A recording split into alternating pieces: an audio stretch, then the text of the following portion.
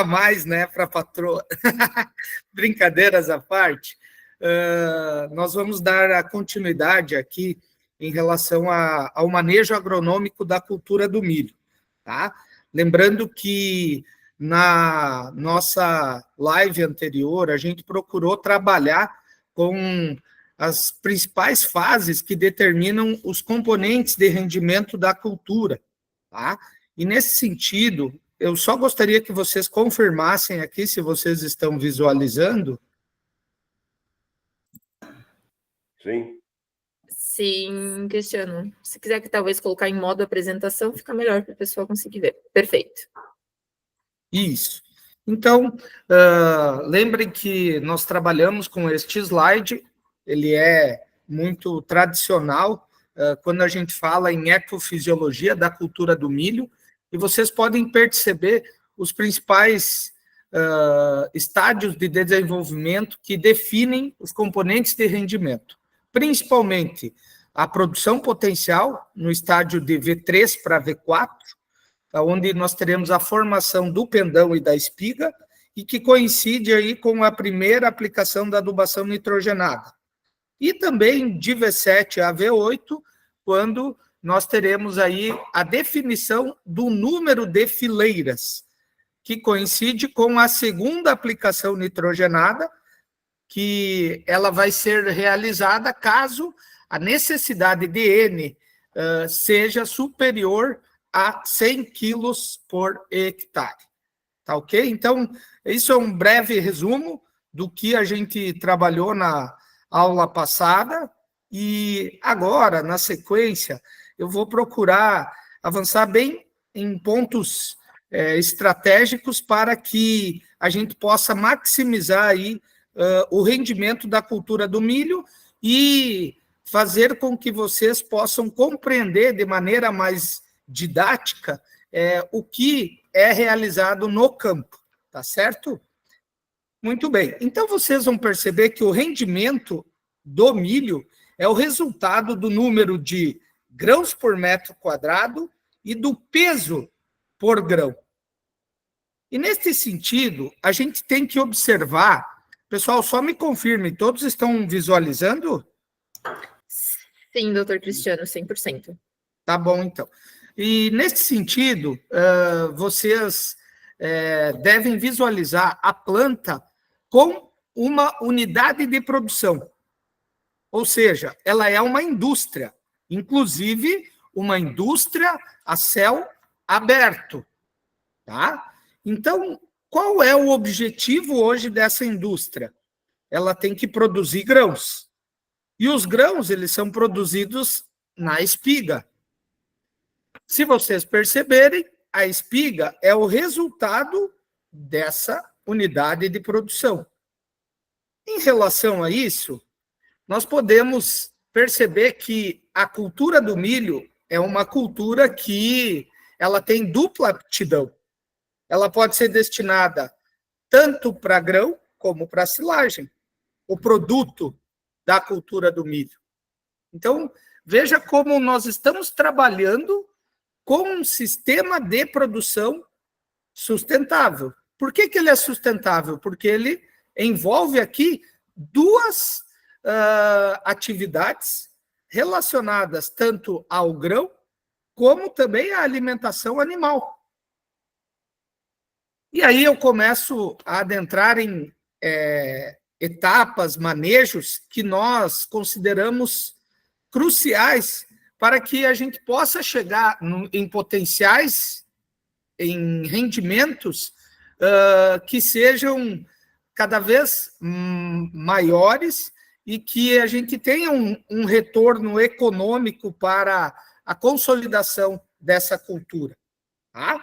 Então, a importância da semeadura na cultura do milho, ela faz com que a gente tenha que, quando analisamos as plantas na emergência, essa questão relacionada a plantas dominadas e não dominadas, ela é fundamental. Por quê? Observem que aqui, conforme a velocidade de semeadura da nossa área, nós podemos comprometer toda a implantação e consolidação da lavoura de milho. Tá? Hoje nós temos observado aí cada vez mais produtores, técnicos, aumentando a velocidade de semeadura.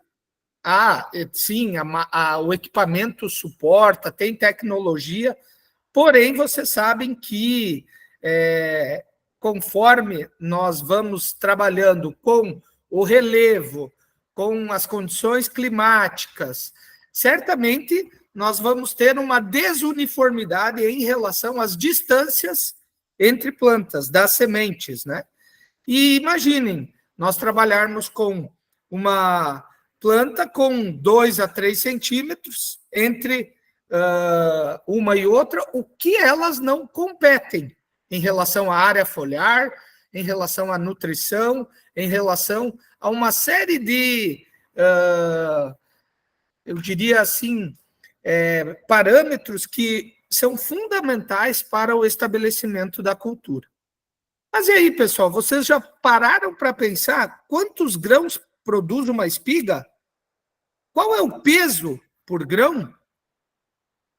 Olha só, se vocês observarem, uma planta, tá, em média, ela produz 360 gramas de massa seca. Isso em metros quadrados equivale a 3.600 quilos por hectare. Uma espiga, ela produz 180 grãos, e isso equivale, em metros quadrados, 1.800 quilos por hectare. Então, conforme a ontogenia da planta, nós vamos perceber que para manejar ela adequadamente e nós termos essa produção satisfatória, a questão da germinação, da implantação da cultura, ela é fundamental. E quando eu digo fundamental, é porque, se eu não me engano, foi o Dagoberto que pediu na live anterior sobre a área foliar da cultura do milho, né? Olha que interessante, pessoal. As folhas das plantas de milho, elas estão relacionadas aí com a área foliar. A área foliar, hoje, os materiais modernos, eles têm uma arquitetura que faz com que permita uma maior captação da radiação solar. Eles têm as folhas não planófilas, e sim erectófilas.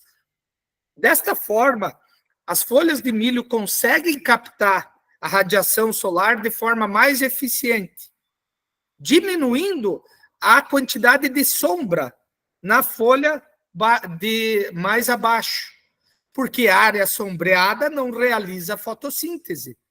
E vocês sabem que a fotossíntese é o fator propulsor aí para a produção de energia e, consequentemente, grãos. Tá certo? Então, olha que interessante. A planta de milho, ela completa o ciclo entre a semeadura e a maturação fisiológica em 4 meses. E ela pode atingir mais de 3,7 metros de altura. Aqui, pessoal, eu vou estar trabalhando com dados gerais, porque vocês sabem que cada híbrido tem uma particularidade. Tá? Cada planta produz entre 16 e 24 folhas, como característica genética, dependendo do ciclo, da fertilidade do solo. Em geral, os híbridos de milho cultivados no Brasil, eles produzem entre 18 e 20 folhas. Quando nós falamos da importância da folha V4 ou V4, V5, ela é formada pelo primeiro nó acima da superfície do solo. As folhas formadas até essa fase produzem energia para o desenvolvimento das raízes e definem o número de fileiras de grãos na espiga. Então, pessoal, é fundamental que hoje a gente procure trabalhar um arranjo de plantas ou seja, espaçamento na linha e na entrelinha, que proporcione uma área foliar que a planta possa captar 95% de radiação solar, sem comprometer, de certa forma, o seu crescimento. Então, o que é ideal hoje para a cultura do milho? Um índice de área foliar de 4 metros quadrados, de área foliar para 1 metro quadrado, tá? De superfície do solo, que a gente diz que é a área de 4:1. Nesse caso, são necessárias 10 plantas com 4.000 centímetros quadrados de área foliar por metro quadrado, ou 5 plantas com 8.000 centímetros quadrados por metro quadrado. Tá? Então, percebam, pessoal, eu vou trocar aqui o slide só para vocês observarem como isso é calculado. Olha só. Nós pegamos, então, o comprimento vezes a largura da folha abaixo da espiga, tá? E vocês vão perceber que, trabalhando com 80 centímetros de comprimento e 12 de largura, nós teremos 960 centímetros quadrados.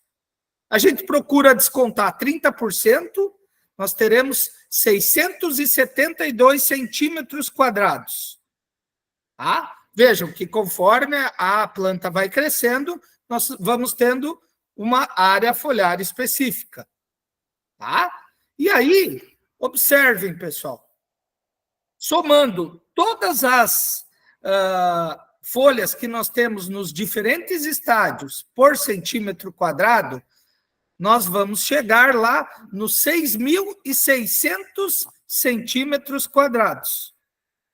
Tá? Lembrem, o que a gente deve trabalhar é 4.000 centímetros quadrados para ter um IAF ideal. Então, a questão é nós trabalharmos com plantas com folhas mais eretas, tá? Que possam ter uma captação maior da radiação solar, para aumentar a eficiência da nossa produção. E vejam a importância da área foliar nessa produção de grãos. Nós fizemos um experimento com um material, que não vem ao caso aqui, mas, bom, ele já está citado ali, né? Um Pioneer 30F53, que mostrou a importância de manter todas as folhas sadias até o final do enchimento de grãos. Olha só, o tratamento 1 foi a remoção de todas as folhas. Tá bom? O tratamento 2 foi a remoção de 5 folhas ao redor do nó da espiga. Olha só, nós retiramos as folhas ao redor do nó da espiga. Tá? Vejam, logo abaixo aqui, nós temos as produções. Removendo todas as folhas, nós tiramos a fábrica, nós tiramos quem produz a energia. Consequentemente, não tivemos produção. Trabalhando com as folhas, retirando as folhas ao redor do nó da espiga, nós tivemos uma produção de 7.560 quilos por hectare.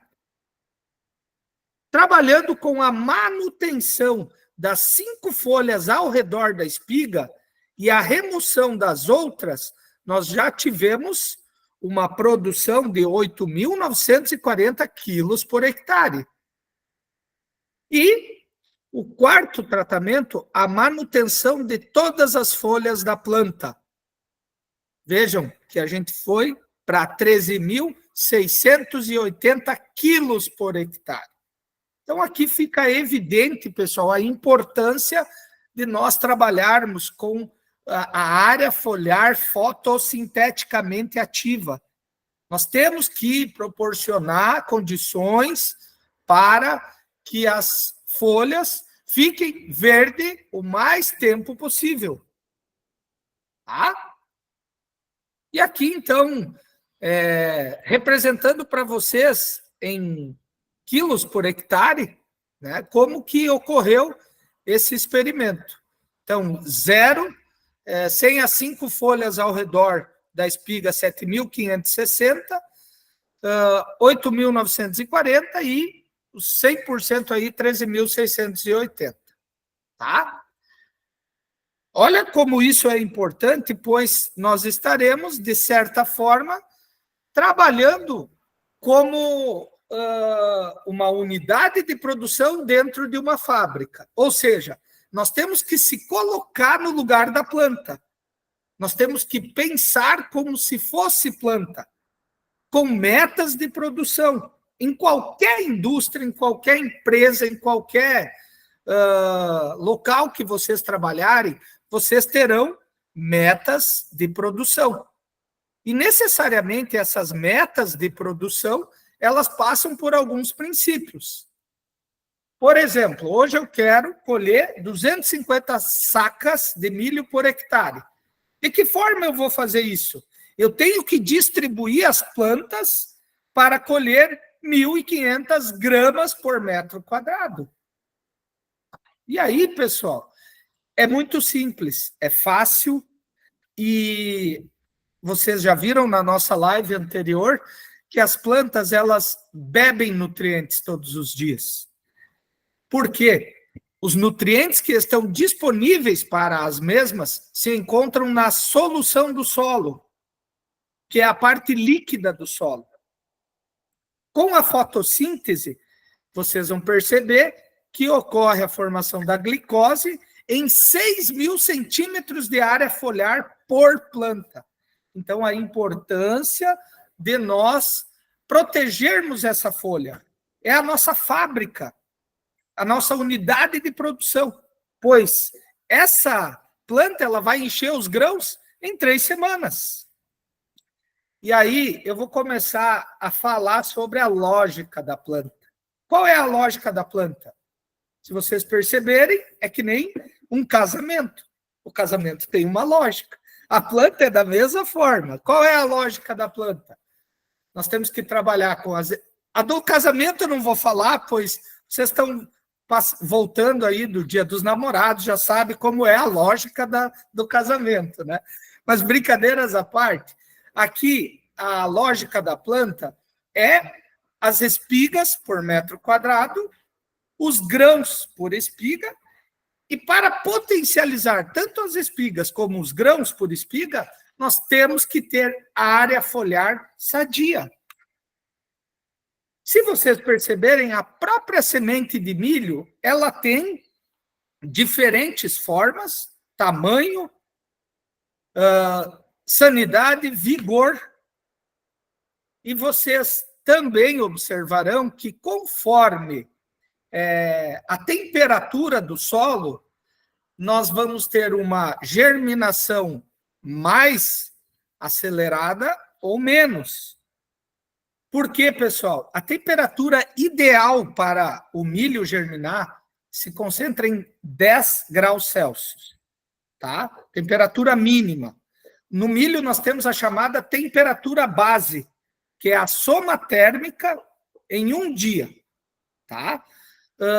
Soma térmica, como que vocês obtêm? Vocês pegam a temperatura máxima do dia, mais a temperatura mínima, dividem por 2, menos a temperatura base do milho, que é 10 graus Celsius. Tá? Se esse valor for positivo, vai ocorrer o crescimento e, consequentemente, o desenvolvimento da cultura. Tá? Percebam aí que cada cultura, tanto de verão como inverno, tem a sua temperatura base. Tá? E, consequentemente, isso vai estar relacionado ao vigor. Olha que interessante, pessoal. Nós fizemos um experimento trabalhando com diferentes temperaturas de solo, correlacionando com os dias após a emergência. Então, num solo que tinha temperatura de 15 graus Celsius, nós tivemos... Desculpa, num solo que tinha... tá certo. Temperatura de 15 graus Celsius, nós tivemos em torno... Tá ao contrário aqui, só tirar que deu calor. Num solo que nós tínhamos uma temperatura de 13 graus Celsius, nós tivemos a emergência em 15 dias. Tá? Num solo que tinha uma temperatura de 10 graus Celsius, nós tivemos a emergência em 18 dias. Isso média, tá, pessoal? Num solo que nós tínhamos a temperatura de 8 graus Celsius, ou seja, vocês estão percebendo que está diminuindo a temperatura e aumentando os dias após a emergência. Nós tivemos 22 dias. Em um solo que tinha a temperatura de 6 graus Celsius, a planta de milho levou, a semente, né, 25 dias para emergir. Vejam o quanto isso é importante, pessoal. Nós monitorarmos as condições climáticas, respeitarmos o zoneamento de risco climático, né? Não adianta a gente querer antecipar, porque é risco. E vocês já perceberam na nossa última live que para a gente trabalhar com sistema de plantio direto consolidado, olha que linda essa foto, olha a quantidade de palha, nós precisamos trabalhar com milho. Hoje não há sistema de plantio direto consolidado sem milho. É ele que vai proporcionar em torno de... Isso na rotação de culturas, tá? Durante o ano. Ele vai proporcionar 8 toneladas de massa seca por hectare ano. Se vocês não tiverem milho no sistema, isso não vai acontecer. É fato.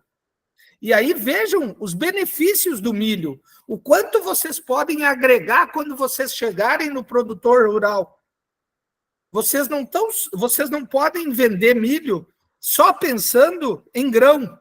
Vocês têm que vender milho pensando na sustentabilidade do sistema. O quanto de carbono vai fixar no solo. O quanto de palhada. O quanto que vai ser liberado para a cultura subsequente em relação à nutrição. Por isso, pessoal, precisamos ter detalhes específicos na germinação. Vocês vão observar aqui que o milho ele é diferente da soja em relação à germinação. O milho é uma planta hipógea, ou seja, o cotilédone vai se concentrar abaixo da superfície do solo.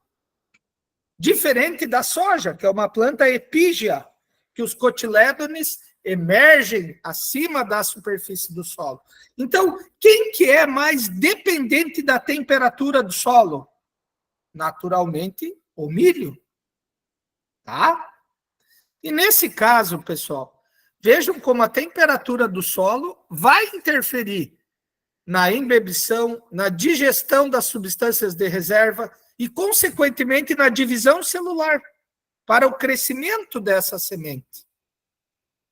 O que vocês acham da profundidade de semeadura? Qual é a profundidade de semeadura ideal para a cultura do milho? Ah, professor, depende. Pessoal, vocês vão perceber que a fisiologia do milho, ela explica uma profundidade de semeadura ideal. Tá? E aí vocês devem buscar as aulas lá de botânica. Eu não posso aqui ficar detalhando etapa por etapa, porque nós não temos tempo, né? Mas vocês devem perceber que a plântula de milho, ela tem a plúmula, o coleóptilo, as raízes seminais. E veja que a partir do coleóptilo, nós teremos a primeira folha, denominada de plúmula. Tá? Olha que interessante. A semente de milho, ela absorve 30% de seu peso em água no processo de germinação. A temperatura mínima citada na bibliografia é de 10 graus Celsius para a germinação e emergência. Ao germinar, a semente emite a radícula e as raízes seminais. Nesse momento, o vigor da semente determinará a emergência. E aí, pessoal, percebam que quando o coleóptilo atinge a superfície do solo, ele para de crescer.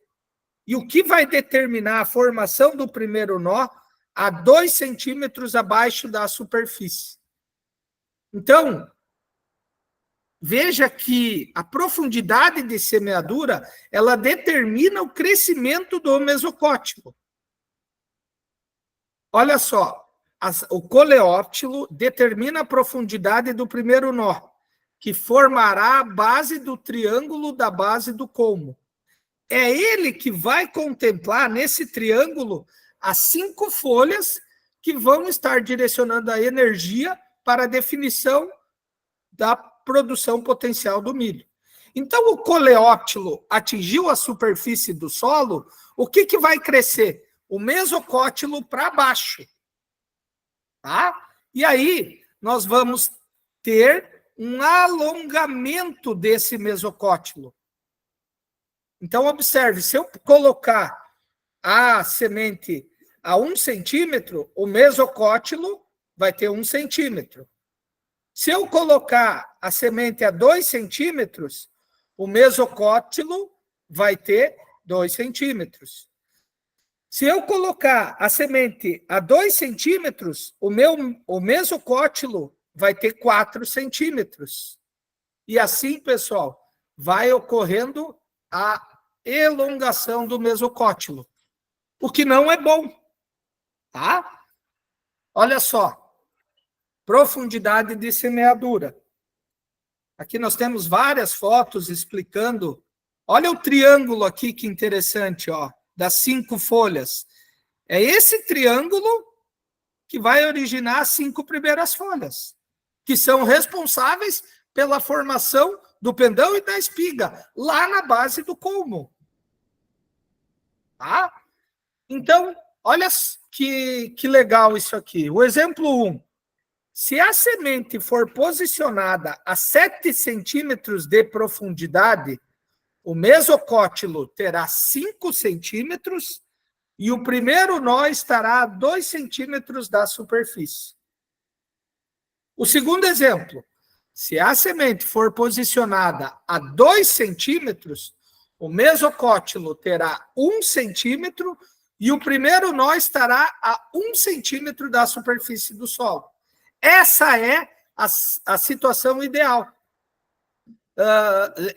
Essa não é a situação ideal, porque ela vai estar criando grandes dificuldades para formar os 4 a 6 nós necessários para nutrir a planta lá na fase de V5. Então, pessoal, como regra geral, o milho deve ser semeado a 4 centímetros de profundidade para permitir a formação do mesocótilo em 2 centímetros e do coleóptilo em 2 centímetros. Tá? Vejam, pessoal, é a condição satisfatória para que na parte subterrânea tenha o espaço adequado para a formação do triângulo, onde nós teremos as 5 primeiras folhas, que naturalmente vão estar nutrindo a formação do pendão e da espiga. Olha só que interessante. Está ali o triângulo. Pessoal, talvez aqui eu estou sendo bem, eu diria assim, cirúrgico, né? Mas eu percebo que é necessário esse nível de detalhamento para que vocês possam perceber a importância da profundidade de semeadura. Tá? Olha só, esse triângulo, ele vai ser responsável pela formação das 5 primeiras folhas, que são elas que vão estar direcionando a energia para a formação do pendão que vai estar na base do colmo. Tá? Muito bem. Vamos lá, então. Dito isso, vamos falar sobre os exudatos das raízes de milho. Todos sabem aqui que as plantas bebem nutrientes todos os dias. E se vocês retirarem uma planta de milho, vocês vão perceber que as raízes elas têm uma supercola, que é denominada de glomalina. A glomalina, ela nutre os organismos de defesa e ela constrói uma esponja que absorve nutrientes por fluxo de massa. Então, o que vocês têm que observar, pessoal? Que quanto maior for a nossa raiz de milho, maior vai ser a liberação de exudatos de raízes, consequentemente, passando pela glomalina. Cada exudato, ele compõe de 5 a 21% de carbono. Olha a importância da palhada no sistema. Volto a reforçar aqui. Como que a gente vai ter palhada no sistema? Com o milho. Tá? E vejam que tudo que a planta produziu na parte aérea, posteriormente, fica nos exudatos da raiz. Na forma de glicose, na forma de maltose, na forma de frutose. Tá? E aí, pessoal, a importância de nós termos palha no sistema, pois a palha no sistema é o seguro agrícola para os produtores em relação à estiagem. Tá? Nenhuma tecnologia é capaz de fazer a planta extrair do solo o que ele não tem. Então, pessoal, o milho é uma planta que ele é considerado não tão eficiente em relação à soja para o consumo de água. Tá? Desta forma, a gente tem que manejar a cultura para que ele aumente essa eficiência em relação à captação de água e, consequentemente, o seu consumo.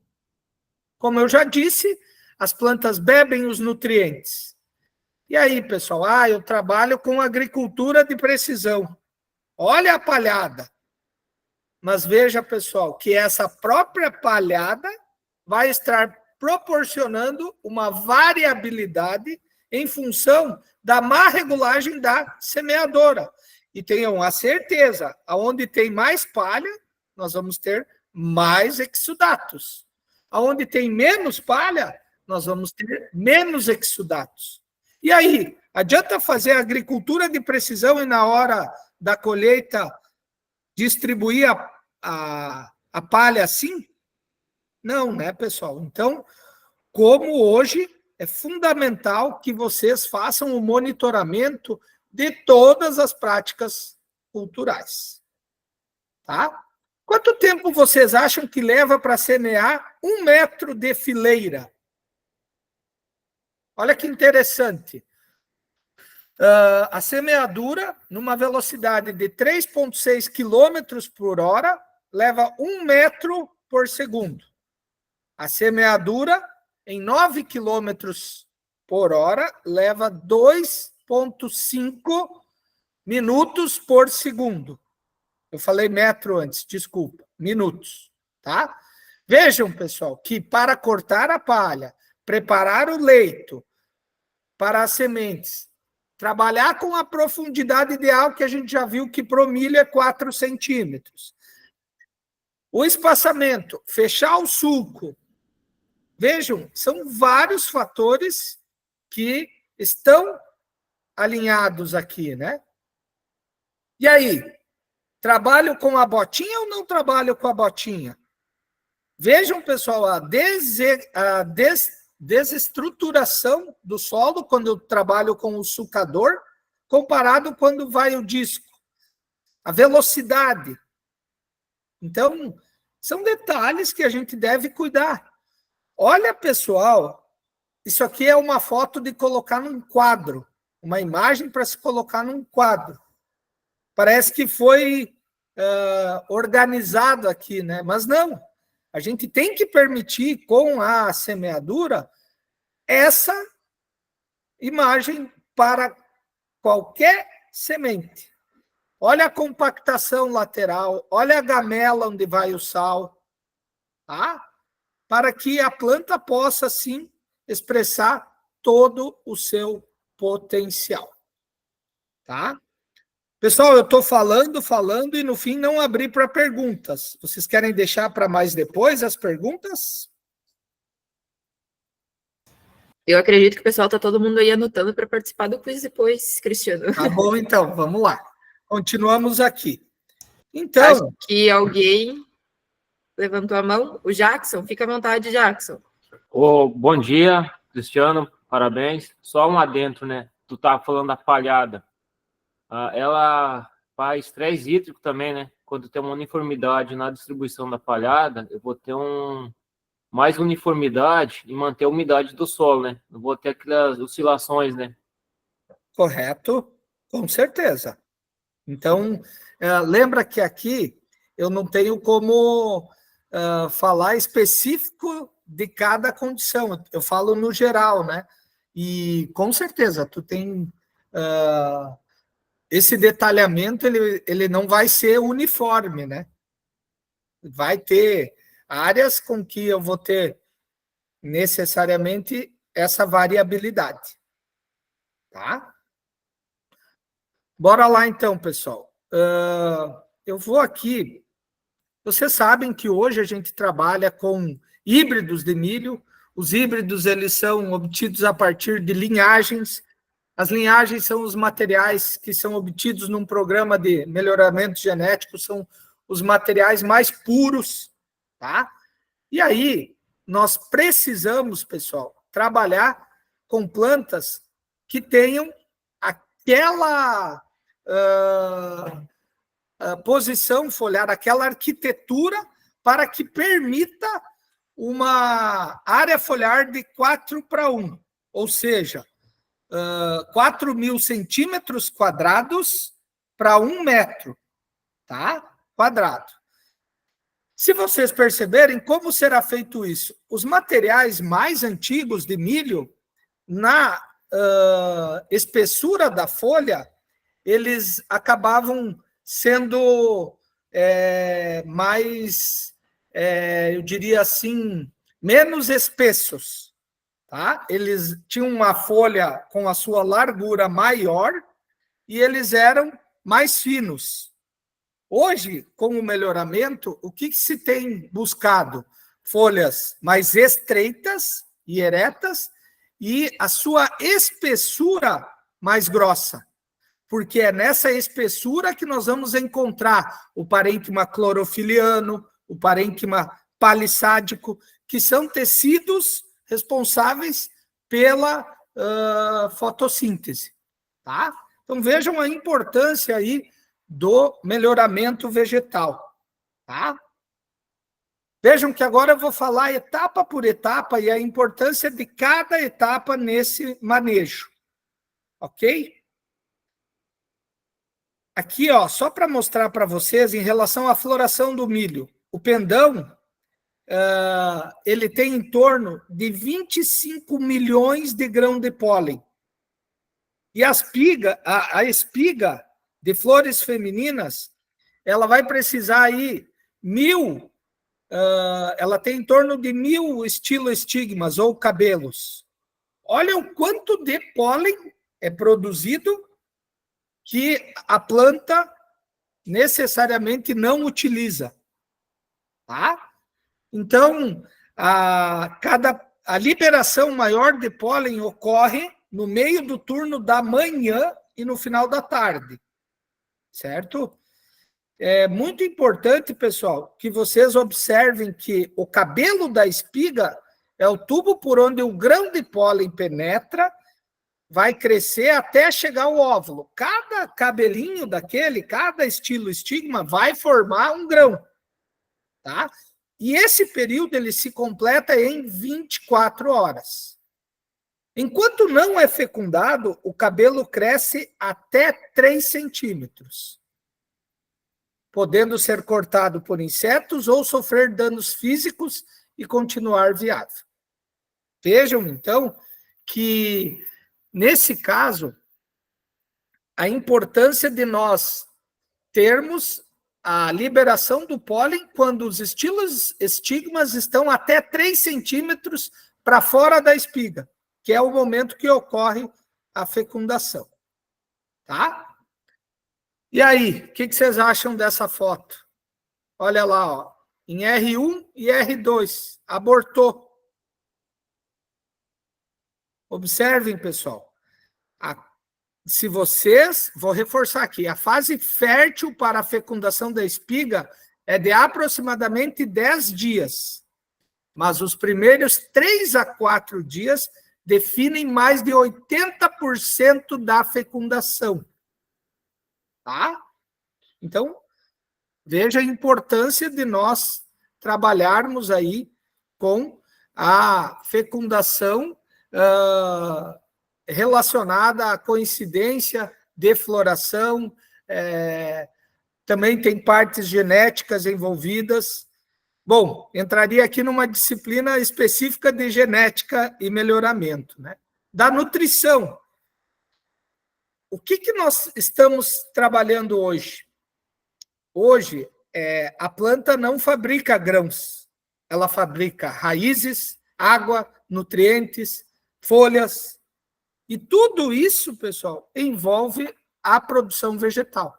Também na live anterior eu comentei sobre a essencialidade dos nutrientes, né? Os macro, micronutrientes. Nós temos que parar com essa história de que os mais importantes são os macronutrientes. Hoje, a falta de um micronutriente é tão importante quanto a de um macro. Ele é essencial. Na falta dele, a planta não completa o seu ciclo de vida. Tá? E olha, eu acho bem interessante essa frase, que hoje a nutrição de plantas ela está como tosquia de porco. Muito grito e pouca lã. Muita conversa e pouca ação. Pessoal, conceitos básicos que a gente precisa entender. Vocês lembram na live anterior como que é feita a amostragem do solo? Qual é a profundidade relacionada à solução do solo? Para se trabalhar hoje com milho, nós temos que ter o famoso chá. O que é o chá? Abreviação de conhecimento, habilidade e atitude. Não basta saber ler, é necessário usar a habilidade e aplicar o conhecimento. Eu não posso ser um bonequinho. Como assim, professor, ser um bonequinho? Não é porque me dizem que tal produto é o melhor que eu vou sair vendendo. Não, eu vou estudar esse produto.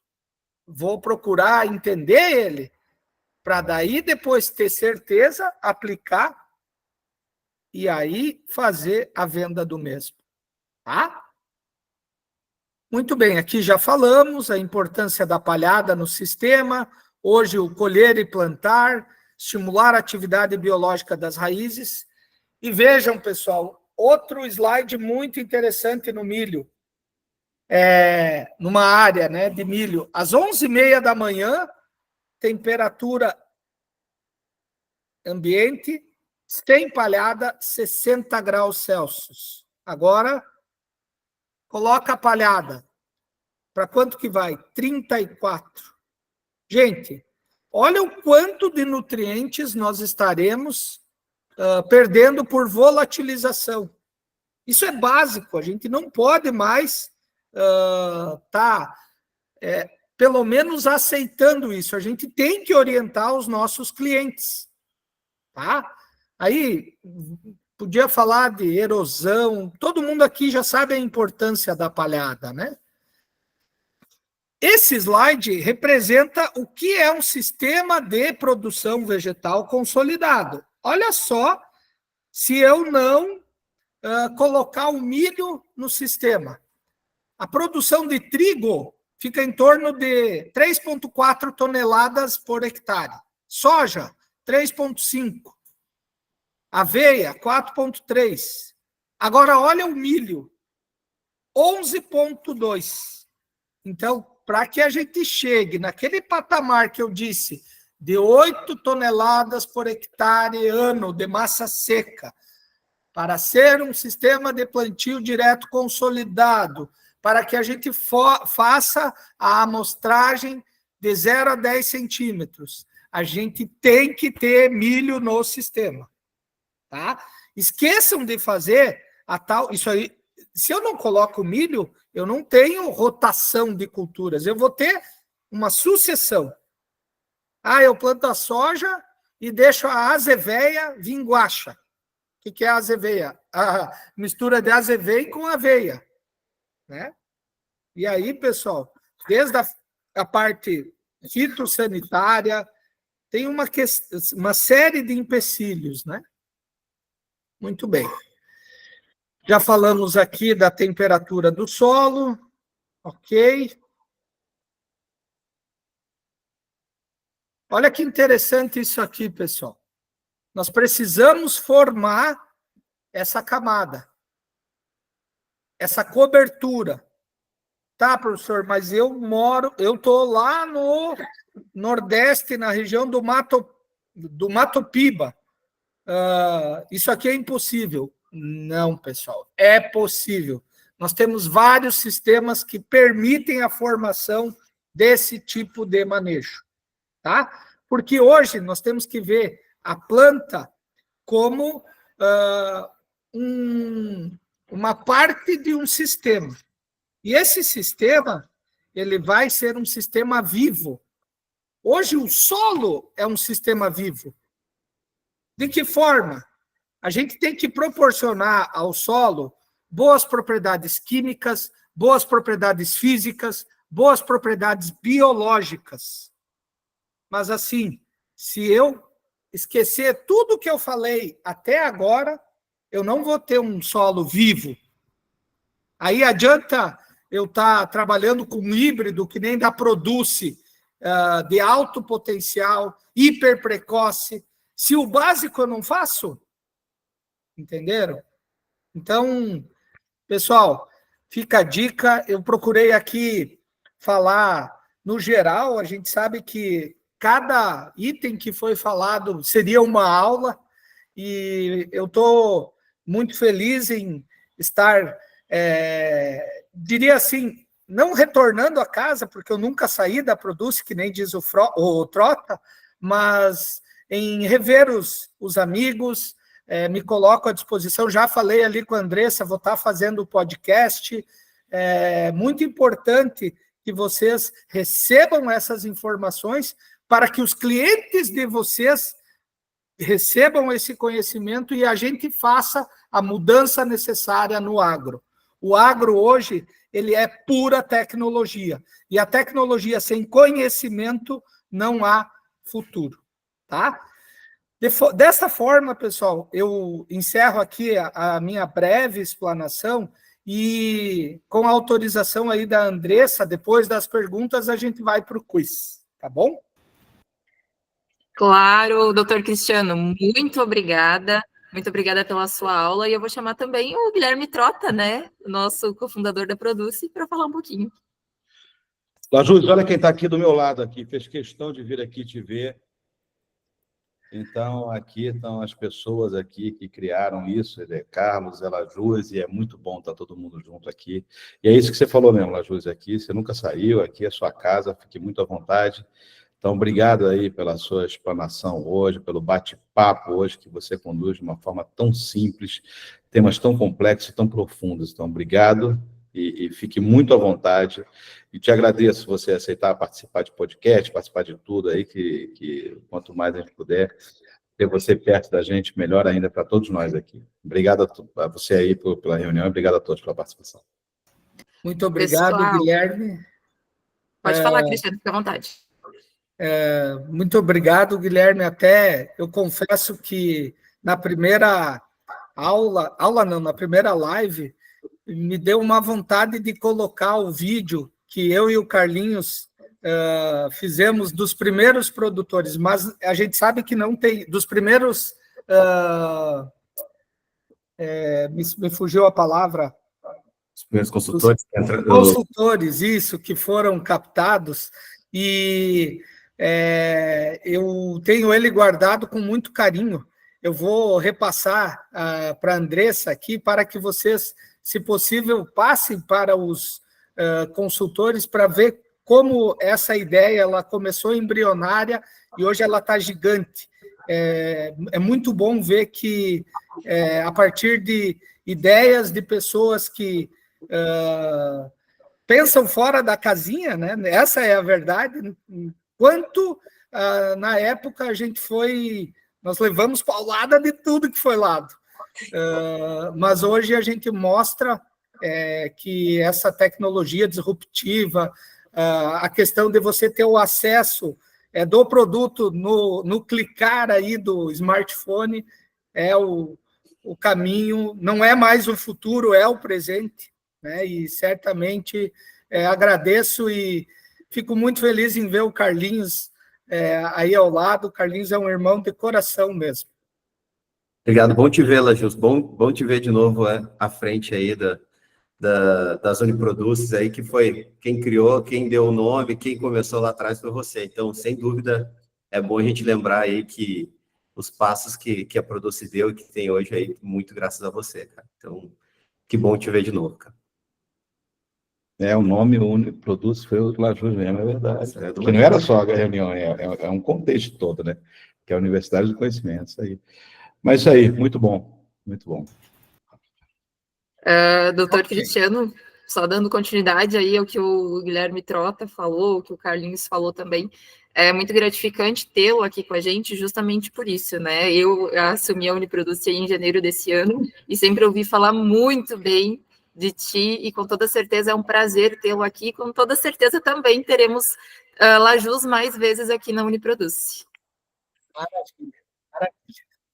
Antes da gente fazer o quiz, eu vou sortear os bonés. Na verdade, a gente já realizou o sorteio aqui com o auxílio da equipe, da Silvia, da Denise e da Bruna, e já temos os ganhadores dos bonés. Mas para ganhar, eu vi que eles ainda estão aqui, então todo mundo presta atenção aí que vai ter que me dar um oi no ao vivo. Deixa eu só abrir aqui o meu sorteador. O primeiro ganhador foi o Regis Barbosa. Regis, está aí? Bom dia, pessoal. Bom dia para todos aí. Obrigado, Cristiano, aí, por essa Uniproduce, viu? Isso aí, Regis. Depois me manda um oi no WhatsApp, que aí a gente já combina tudo para eu poder te enviar o boné, tá? Combinado, obrigado. O segundo ganhador, que eu não sei como é o nome dele, mas ele entra sempre com o registro de Vassouras Mantiqueiras. Tá por aí também? Sim. Senão aí a gente sorteia mais para outra pessoa. Aí ele está online aqui, mas não, acho que não está nos ouvindo, né? Então a gente vai sortear novamente. E o terceiro ganhador, deixa eu abrir o meu sorteador aqui, foi o Emanuel Zanardini. Emanuel, tá por aí? Opa, bom dia, estamos sim. E é esse boneco que eu queria mesmo, hein? Era o único que faltava na minha coleção. Agora sim, Emanuel. Então, vamos combinar bem certinho. Me chama aí no WhatsApp que a gente consegue te enviar ele, tá? As meninas já estão fazendo o sorteio aqui de novo. E saiu o nome do Jackson Tortelli. Jackson, tá por aí? Estou sim. Então, me chama no WhatsApp. Eu vou colocar meu WhatsApp ali no chat para vocês, tá? Vocês podem me chamar no WhatsApp, me passar o endereço certinho, que a gente daí faz o envio do boné de vocês. Parabéns e muito obrigada por participar das Uniproduces. Agora vamos todo mundo lá participar do quiz que o Cristiano vai explicar aqui para a gente. Bora lá então, pessoal. Vocês estão observando aí o PIN do jogo, tá? Por favor, quem não consegue colocar ali, acessar através do QR Code, entra no www.kahoot.it e aí vai colocar esse PIN que está relacionado ao nome de vocês. Pessoal, procurem colocar o mesmo nome que foi colocado na live anterior, que vocês devem lembrar que está sendo a pontuação acumulativa, tá? Então, ó, temos 3 aí, o Dilmar, o Jackson, a Bruna, o Jackson. Vamos lá, vamos adentrar aí ao quiz. Júlio, deixa eu ver quantos participantes tem na Uniproduce, 45. Vamos lá, dá para encher essa sala.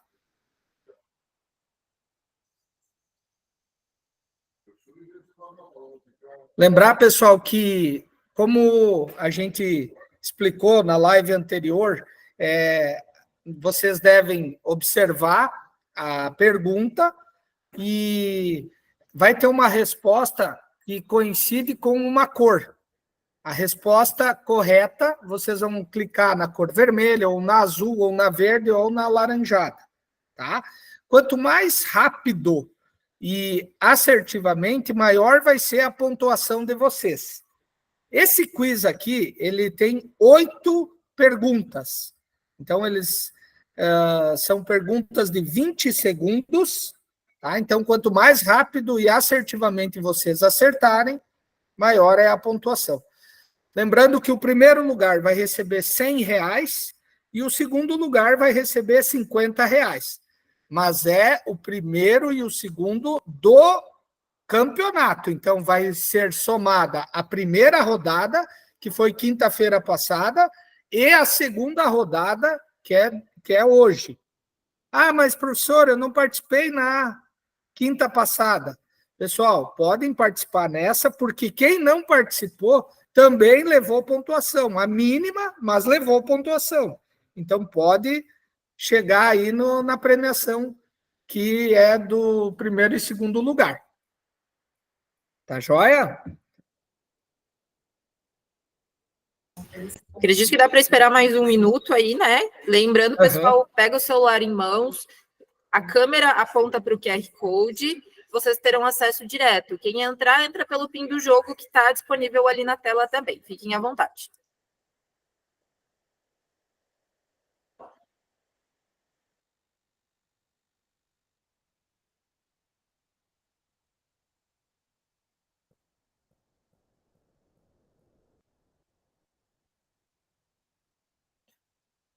Andressa, só me avisa quando é para iniciar. Acho que mais um minutinho, tá bom? A gente começa. Sim. Tá bom. Pessoal, todo mundo está conseguindo? Alguém está com dificuldade? Na verdade, eu estou na disputa, né? Então, quanto menos pessoas entrarem, eu agradeço.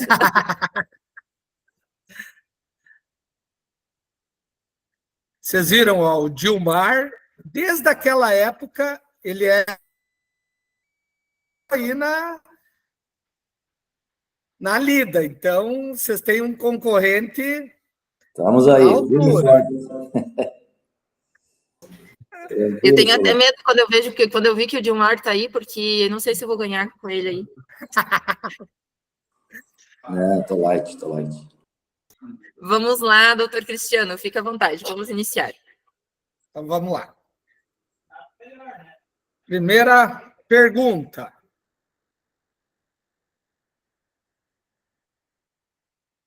Então, em qual estádio se define a produção potencial do milho? Vermelho, V3, V4, azul, V7, V8, laranja, V9, V10 e verde, VT-R1.